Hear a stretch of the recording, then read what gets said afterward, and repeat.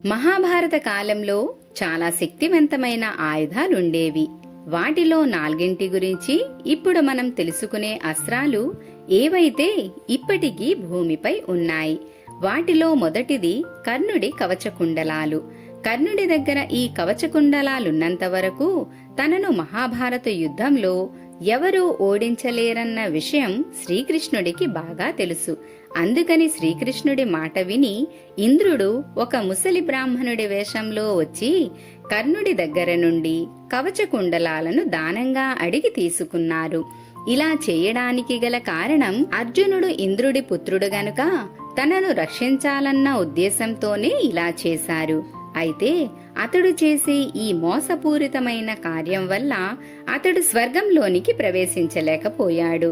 అందుకని ఆ కవచకుండలాలను పూరికి దగ్గరలో ఉన్న కోణర్ గుడికి దగ్గరలో దాచిపెట్టారు. వీటి దగ్గరకు ఎవరూ చేరుకోలేని విధంగా వీటిని దాచిపెట్టారు. అలా కాకపోతే వీటిని దురుపయోగం చేసే అవకాశం ఉంది. ఈ కలియుగ అంతంలో విష్ణుమూర్తి కల్కి అవతారం ఎత్తేటప్పుడు వీటిని ధరిస్తారట. ఇక రెండోది అశ్వత్థామ యొక్క మణి. అశ్వత్థామ శివుడి అంశంతో జన్మించారు అని అంటారు. పుట్టుకతోనే ఇతడి నుదుటిపై మణితో జన్మించాడు. ఈ మణి ఉండటం వలన అశ్వత్థామ పైన ఎటువంటి అస్త్రశస్త్రాల యొక్క ప్రభావం ఉండేది కాదు. శ్రీకృష్ణుడు తన సుదర్శన చక్రంతో అశ్వత్థామ జుత్తు కట్ చేసి తన నుదుటిన ఉన్న మణిని తీసేశారు. ఇలా చేయడానికి గల కారణం మీకు బాగా తెలుసని అనుకుంటా. మణి లేకపోవుట వలన తను శక్తిహీనుడయ్యాడు. అశ్వత్థామ ఇప్పటికీ భూమిపై జీవించి ఉన్నాడు. విష్ణుమూర్తి కల్కి అవతారం ఎత్తిన తరువాత కల్కి చేత తన మణిని తనకు ఇవ్వబడుతుందని అంటారు. ఆ టైంలో ధర్మస్థాపన కోసం అశ్వత్థామ కూడా కల్కికి సహాయం చేస్తారు. కలిపురుషుణ్ణి అనగా అప్పటిలో శక్తివంతుడైన రాక్షసుణ్ణి అంతం చేస్తారు. ఒక్కసారి ఆలోచించండి, ఈ శక్తివంతమైన మణి ఈ కలియుగంలో ఎవరికైనా లభిస్తే ఏం జరుగుతుందో. మూడవది పంచజన్య. ఈ పంచజన్య అనేది శ్రీకృష్ణుడి శంఖం పేరు. ఈ శంఖాన్ని ప్రయోగించి శ్రీకృష్ణుడు పాండవులలో ఉత్సాహాన్ని నింపేవారు. అది చూసి కౌరవుల సైన్యంలో భయం మొదలయ్యేది. ఈ శంఖం సౌండ్ సింహ గర్జన కన్నా చాలా భయంకరంగా ఉండేదట.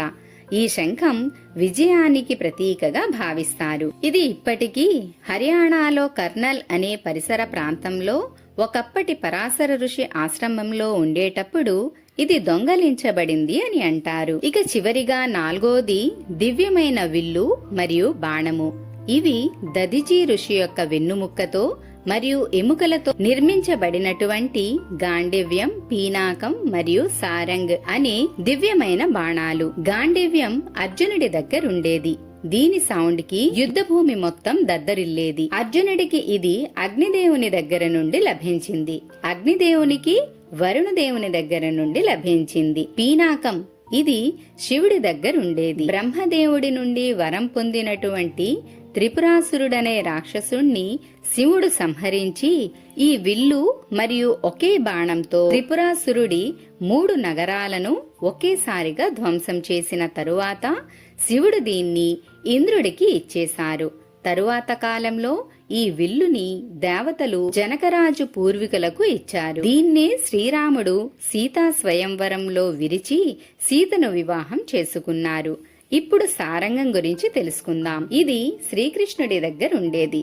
శ్రీకృష్ణుడు ఈ విల్లునే ప్రయోగించి లక్ష్మణ స్వయంవరంలో గెలిచి 7వ భార్యగా లక్ష్మణను వివాహం చేసుకున్నారు అని అంటారు.